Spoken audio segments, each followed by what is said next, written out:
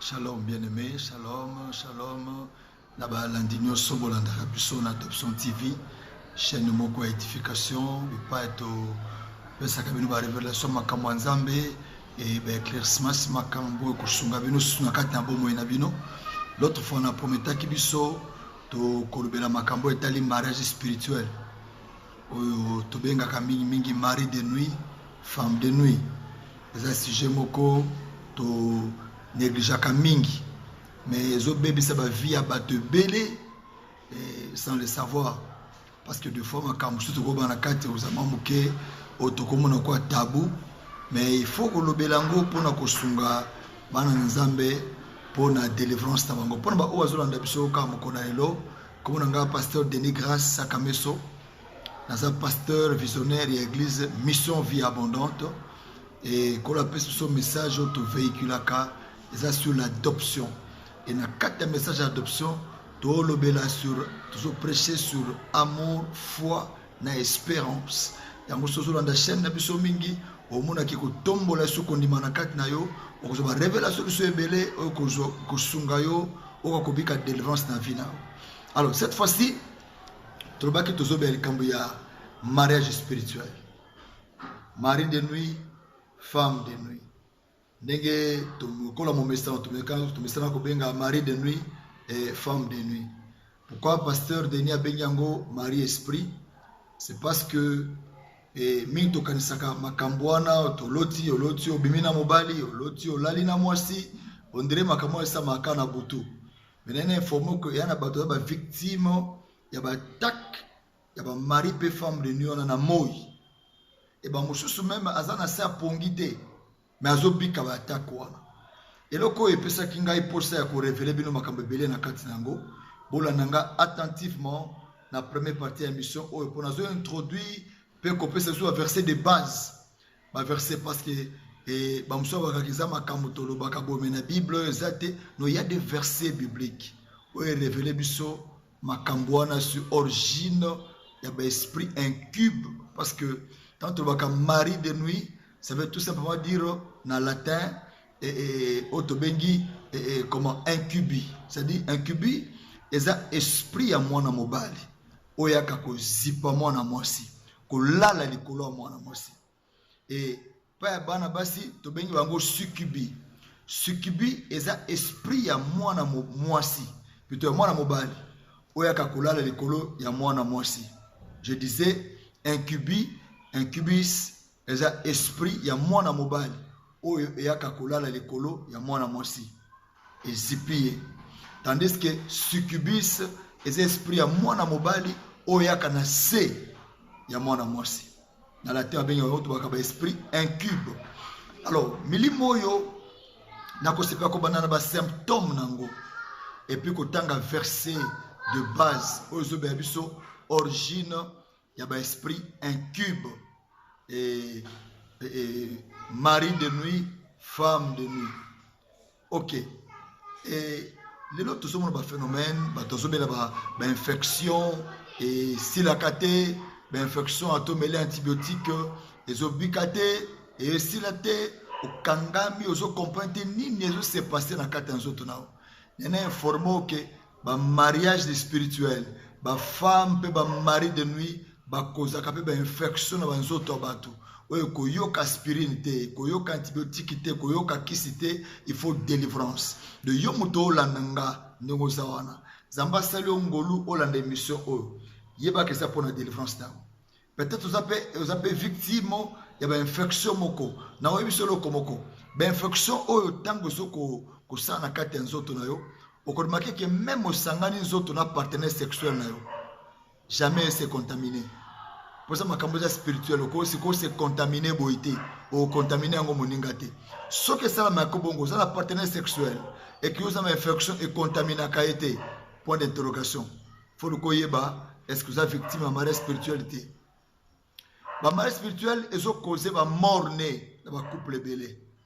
Mon abotama, abotama maladie dans zoto, tétanos, infection, et bomi moi aussi, moi on a plutôt mari spirituel peut femme spirituelle pas cause arabilo quoi et ba mari spirituel ils ont causé ba cancer des seins et pas ya bana basi la plupart ya basi oyo souffrir ba kyste ba myome ba cancer de sein na lobite ke nyonso eza kaka mariage spirituel mais la plupart mariage spirituel à la base nango topé ba mari ba femme de nuit et okoremake ba mususu pe okuta muta na posa olinga te mobali to ozo mutema mozo tinde kaka boye aboyi ne mobali wana alingine ete mutema alitinde kaka alingane mobali wana te bokubanda malama printa eloko moko matio na mutema kaka obaye no bolingo ngo bongo il faut ebanine tinda kayo eza yo te ya un esprit derrière yana molimo moko na sima wana o esalaka ke e causer ba makambo wana na kati ya bomo inayo e ngana nzondima ke na koza la canal ya bénédiction na yo na koza la canal de délivrance na yo soko la ninga bien alors to mona watu mususu bandeko mususu kimia na kati ya couple ezate incompréhension so tala likabo zoko benda nango moi likabo ko ezangatina mais incompréhension koyoka nezate mari de nuit femme de nuit azapa la base ya biloko wana naibi papa moko na bondela ipona ye balongole na musala et azo comprendre tina te ayeko luka biso frère moko église ya pesi numéro na biso to kutani to mekosola to partager to sololi nena tuni papa wana bandoto no ya kandenge parce que chaque fois o to zo entretien na bana nzambe ko bossa na kate toujours to bossa na kate na webisa baninga basala nzambe zo ka temps ko yeba pe ndoto bana nzambe za kandenge parce que ndoto eza tableau de bord ndoto eza écran spirituel à moto ndoto koko révéler ba secret makambo tout s'est passé dans kati ya vie ya moto et nzamba sala biso ngolo ya ko ba makambo ndoto je crois après émission au donango sur mariage spirituel sur sisi yango tona ba temps fort à prière et délivrance même na musika nzamba osala loko pona yo mais juste après ba makambo mariage spirituel to ko yekola ba secret ba mystère ya ndoto papa na bisinga papa je n'ai pas compris nga na mo ndoto ambe na lota kate mais na on se souvenir une fois na ça qui rêve moko moi si moko pembe ya métis azoluka coucher na ngai nazola kise bagale aseminga na bala nazo boya na ndoto amina bala esprit ne so continue ko attaquer ko harceler ngai alors une fois arriva qui n'a qui vraiment séduit et de ko coucher na moso na ndoto papa na ko se souvenir que depuis tant to coucher ki na moso nazo pom na musala et après tabaye olongola na musala vous comprenez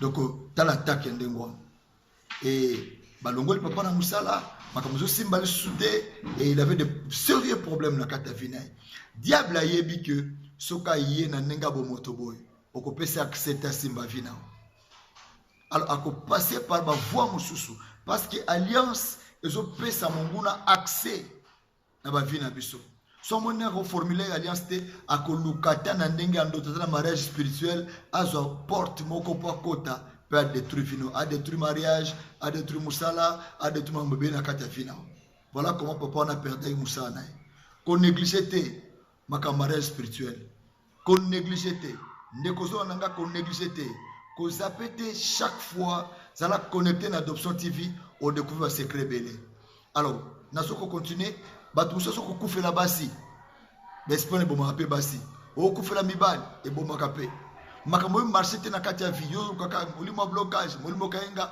soki na vie na yo ozana mariage spirituel moko esprit moko e bala yo et esprit sexuel mo saka na kati ya vie na yo et kezaka na zuwa makasi lingaka te osala musala okonuba na mombongo bambani okeluka musala e simba te ya un esprit ozo pekisa yo okokusa biloko na nyoso c'est pour ça qu'on parle maman zolo baona kozongo la légèreté bamusu santé lelo zo simbate ba malade il y a même ba sida mususu o eza causé dans le mariage spirituel na ko continuer makambo ba symptômes na ito tanga texte de base o ezo ba sur comme mariage spirituel ba mari pe femme de nuit et bozo fungwa nga ba bible na biso et ba bible na bino zo pe bible ko langai to tanga na na mukanda ya Genèse chapitre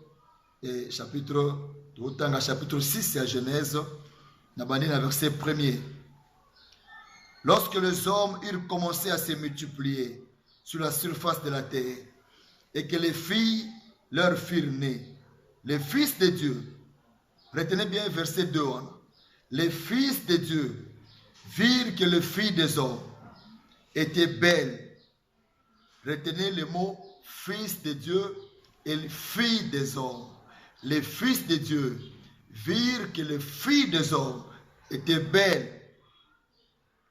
Ils en prirent pour femmes parmi toutes celles qu'ils choisirent. Alors l'Éternel Dieu dit, mon esprit ne restera plus toujours dans l'homme, car l'homme n'est que chair et les jours de l'homme ne seront que de 120 ans. Les géants étaient sur terre en ce temps-là, après que les fils de Dieu furent venus vers les filles des hommes et qu'ils eurent donné des enfants. Ce sont des héros qui furent famés dans l'Antiquité. Ok. Ce que la Bible non bien, nakati ya Mukanda, nakati ya Ancien Testament, quand on parle des fils de Dieu, et ça, fils de Dieu, le là-bas dans Nzambete. Quand on parle des fils de Dieu, on fait allusion aux anges. Aux anges. Et à partir du Nouveau Testament, donc comment on a fils de Dieu, et Bananzambe et tout ça. Alors, on dit, tant que bato comme se multiplie na kata mokili. Bato comme belé na kata mokili. Bana Noé bien sûr. Ba comme tondi sa mokili. Et ba comme belé. Babi bana nanzambe. Ba moni bana basi ya batu. Bazalaki kitoko. Ba tiki likolo. Ba kiti na se. Ba ya kosanga na nzoto na bana na batu. Oh, ce qui bana na nzambe oyo. Ba fils de Dieu. Et ça ba ange. C'est que ça ba esprit. Est-ce que ange nzambe a cause le kobonamutu? Non, je ne crois pas. Et ça va anges déchus qui sont des démons. Parce que les démons sont des anges. Bah anges qui précipitent dans cette sont des démons.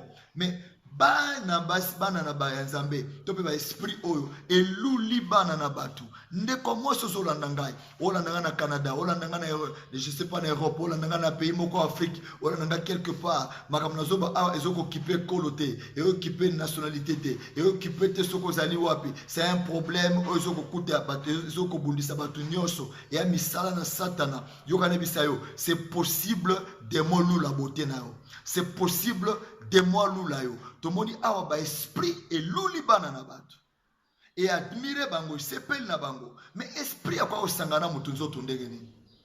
C'est là le problème.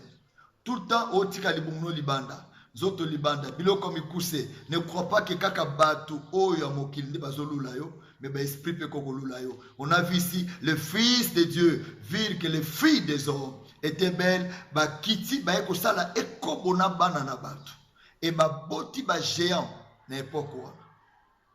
C'est pour ça comprendre. Ne big pas source ba esprit incube et utaki.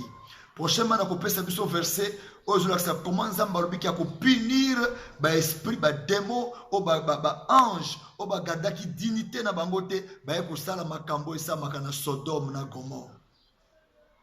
Et aujourd'hui ces esprits là ils sont contre la vie à bateau, ils sont contre attaquer ba vie à bateau. C'est ce qu'on appelle l'esprit incube, mari de nuit, femme de nuit, esprit zo ko ko bom ma vie de prière na kata bateau, ko suye yo na présence ensemble.